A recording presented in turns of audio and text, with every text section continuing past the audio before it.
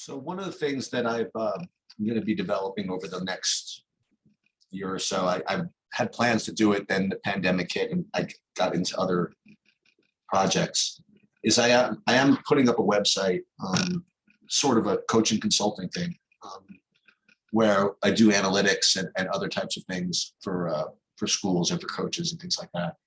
And one of the things that I've been kind of compiling over the years is just kind of these, I don't know, these checklists, these other things that I felt was important when I was coaching. And this is just the sum total of all the knowledge that I've gotten from everybody, over the years, and what has helped me the most. And I figured I would just share it with you guys, whether it be Mike, because you're probably going to be coaching more, or these other, or Chris. I mean, everybody's got to continually improve, what they're doing. And this is what I found really, really helpful. And this is kind of work in progress, but I have these questions that, at least when I was coaching, I always felt I had to answer, either overall or in game and things like that. And I had this kind of up on my wall here, and I wouldn't bring it to a game, but these are things you always have to think about when you're thinking about, are you coaching well? Or do you need to improve? Does your team need to improve? And is there stuff you need to put in? And I don't know. Hopefully, again, any of what I say resonates. Hopefully, what I say helps you. All I can do is just pass on what I feel is important. I want to share my screen, and it's just a notepad file. And I just want to go through what I've come up with as far as things that I felt was important that you always had to be able to answer. Like, these are questions that always need to be answerable by you to yourself. When you've created this team, you're creating this philosophy, you're creating this program, and if any of these things don't hit, maybe you should figure out a way to make them hit. Like, for example, I might just go through these. I mean, offensive transition. I mean, do you have an offensive transition philosophy? Like, do you run a numbered break? Do you run lanes? Do you rim run? Do you send guys to the deep corner? Right? Do you have a secondary that you've created? If not, why not? I mean, do you not want to have one? And that's fine too. And most important, if there is in fact a philosophy for how you want to do offensive transition, do the kids know it? It's not so much whether you know it, what your philosophy is. Do the kids know what you're trying to accomplish? If you're doing a numbered break, do the kids know where to go? Or if you're not doing a total number break, do at least the kids know the concepts of running deep corner, of trailing, of rim running? Are you rim running? Do they know that you want them to rim run? Just, is everybody kind of on the same page? Do you not care about offensive transition? Do you know what, I just kind of just play it by ear, whatever it is. But you have to be able to answer these questions. Pretend like you're being grilled on deposition. Like, if I'm going to ask you, what is your offensive transition philosophy? Can you answer that? And if you can't, is that okay that you can't answer that? And that's important too. Defensive transition. Is there a set philosophy? And most important, again, do the kids know it? Are you a team, or are you as a coach, or both, the type that are going to sprint back and hit the lane? Is it to sprint back and then fan out, sprint then look? Are you backpedaling? Are you sending? This goes into rebounding as well. We'll get to this in a second. But are you sending guys back right on the rise of the shot? What is your defensive transition philosophy? Again, do you even have one at all? And if you can't tell me what it is that a big deal? I mean, do you not feel that's important? And again, that's a question you have to answer too. Offensive rebounding rules. Is there a set philosophy? Do the kids know it? A lot of the great coaches, right? They not even the great coaches, all the college coaches, they have offensive rebounding rules. They say, I want to send 3 guys to the glass, or they want to send just weak side to the glass. Some coaches, right? I mean, what I would do, I would make sure that if you took a 3, you're never crashing. Okay? I don't want you to worry about crashing. I want you to worry about having good form, shooting, and then sprinting back. Okay. So the point is, though, is that what is that philosophy, and do the kids know it? You know, if you're in your head thinking, boy, we should be really crashing weak side, but the kids don't know that, or more to the point, the kids don't know that you want that, then what's the point? You know, make sure that whatever your philosophy is, if you have one, that the kids know what it is. Or once again, are you the type of coach that say, I don't care, I'm just, you know, I don't want to give rules or whatever, just go get the ball when you feel like it or something like that. But is there set places you want to have them crash? You want to crash weak side, you want to crash to the nail on the 3-point shots or whatever. But what are those rules, if there are any? And can your kids repeat them to you, or can your teach?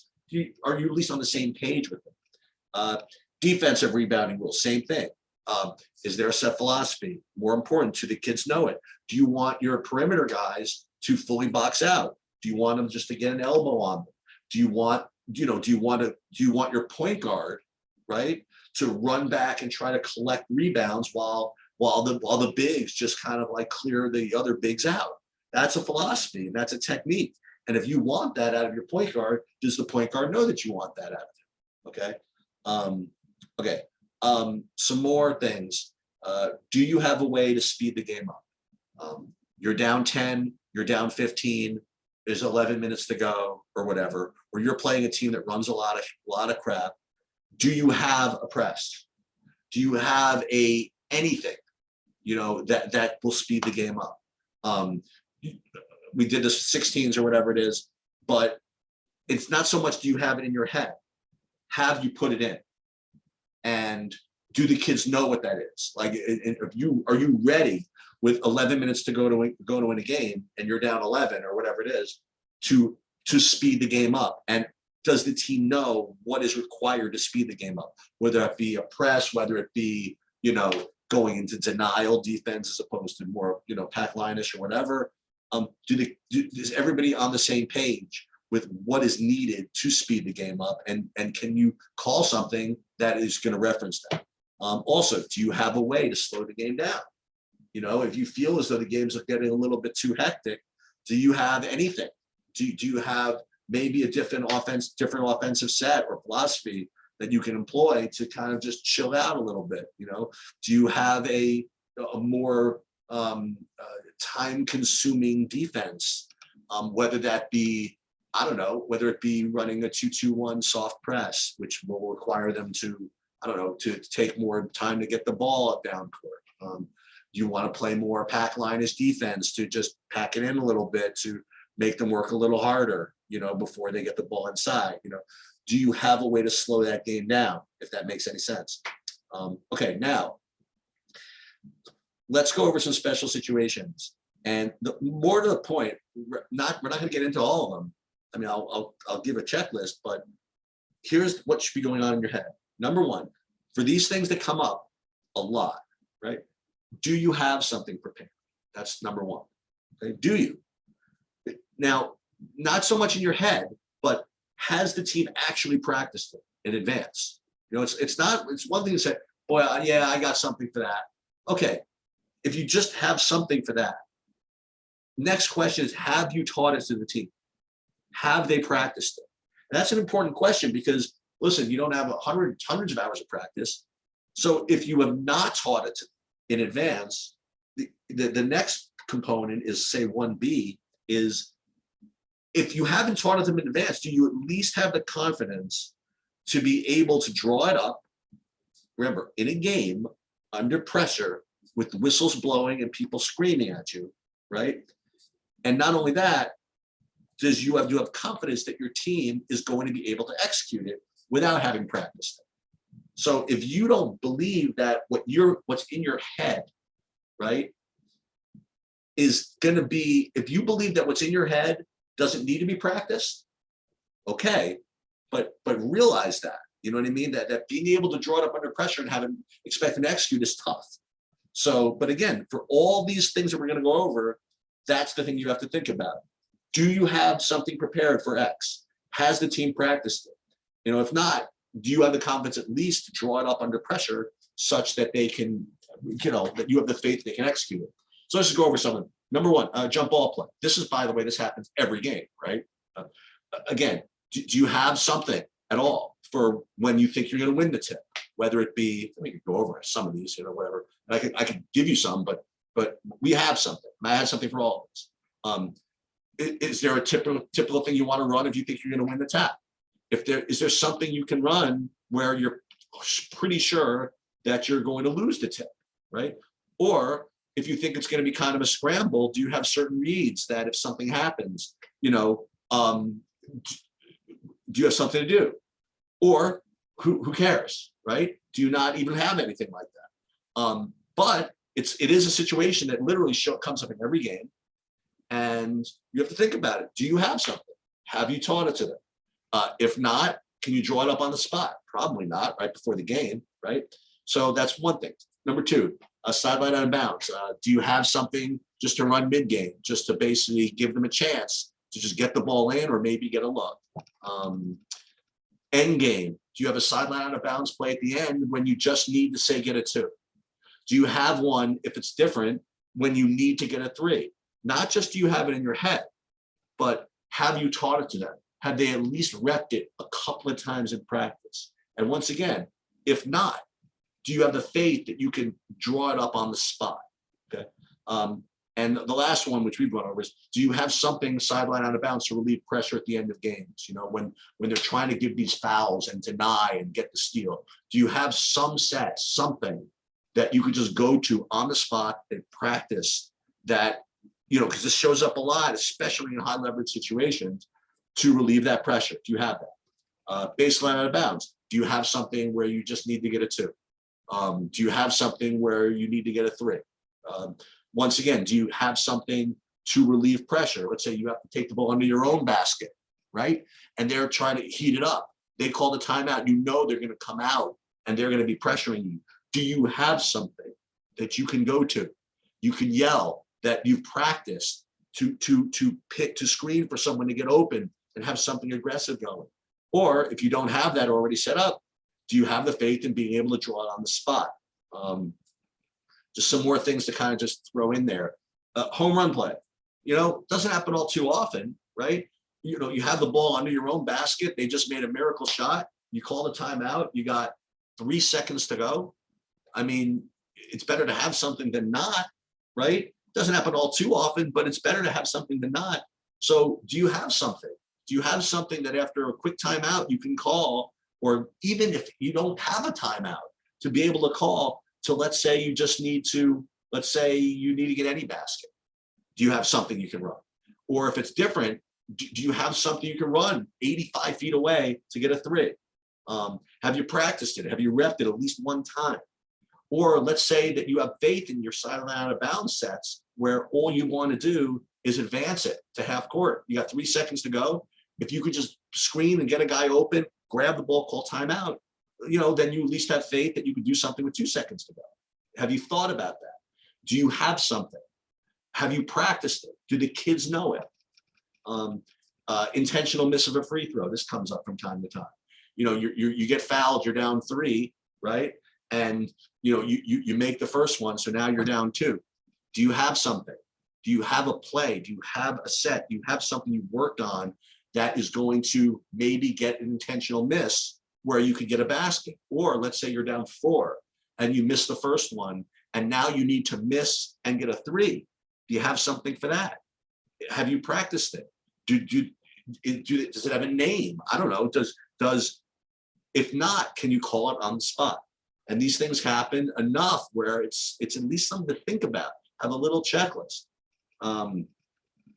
Other questions, which I and this is limitless, but these are the things that I came up with from my stuff that I have always had something for all of this, and at least I can answer it. Other questions to consider. Number one, this is, again, there's no answer to this, but you're up 3.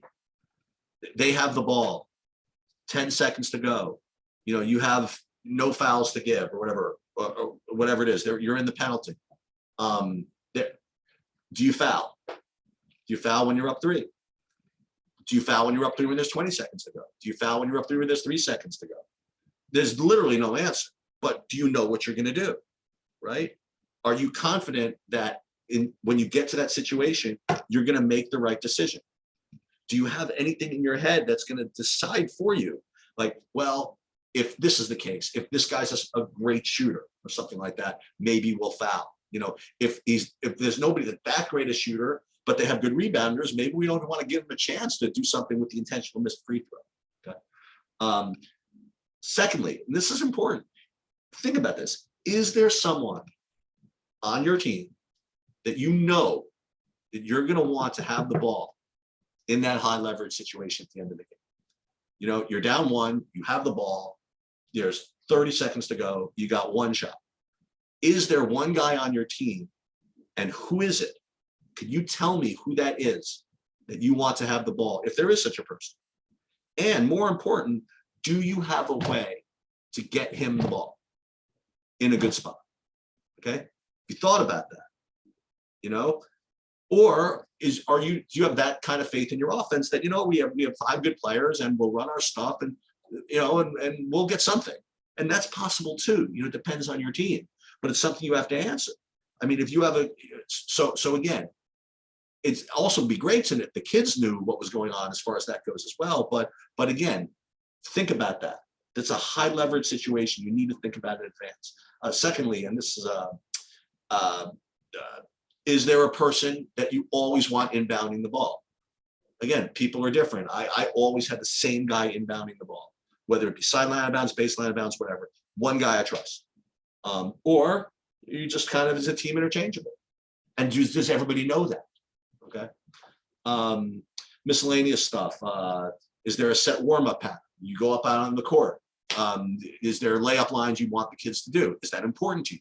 Is it not important to you? I had a set thing that I always had the kids do, but some of you don't care. You just do layups and whatever. Or do you want them to take shots that they might actually take in the game? Is there a philosophy? What is your philosophy for substitution? Are you going to be taking kids out on their second foul with 12 minutes to go in the half, with 8 minutes to go in the half, with 4 minutes to go in the half? Does it depend? Okay. And this is the thing you have to think about. I mean, I could give you my own analytical advice on this, but these are things you think about in advance. And if I ask you this, could you give me the answer? Are you the type that takes the guy out with 2 fouls? Or are you the type that kind of lets them play? Is there a set philosophy for communication? What I mean is that, first of all, on the court, do the kids know that, that they're supposed to be yelling, I got ball? Do the kids know they're supposed to be talking? Will the kids be able to tell you what they're supposed to sound like on the court? And even something stupid like, when a kid gets substituted for, do we expect the guy substituting for to tell the guy who he has? It seems silly, but some kids do it and some forget. Do you want them? Do you expect them to do that? And if so, did the kids know that you expect them to do that? So this was like kind of where I kind of left off, because these were always things that I could answer, but I made sure that I could always answer this. And there's probably a lot of other stuff, right? And I'm going to continue to develop this, but I think for now, if I were given advice, and this is my modus operandi, right? Even if people don't ask for it, I mean, I care a lot about Chris and Crown and the whole thing, and anybody that is associated with it. So whatever knowledge I have, I want to impart, and it's up to you guys whether to use it. But I think that something like this is, listen, if it were me, I mean, I would have coaches meetings. I mean, what I had with the girls or whatever, and I would go through all this. I mean, I would have a lunch, I'd have a dinner, and I would go over all this, and just make sure that everybody knows what's going on. And I would put some of the stuff in that you don't have. It takes very little time. If you take 2 minutes away from the 5 minutes of 3-man weave each practice, for example, which is never going to show up in games, by the way, you could put a couple of things in, but it's more important just to be able to answer these questions. So that's pretty much all I have. If you've gotten through this, it is only for everybody's own benefit, and that will do it.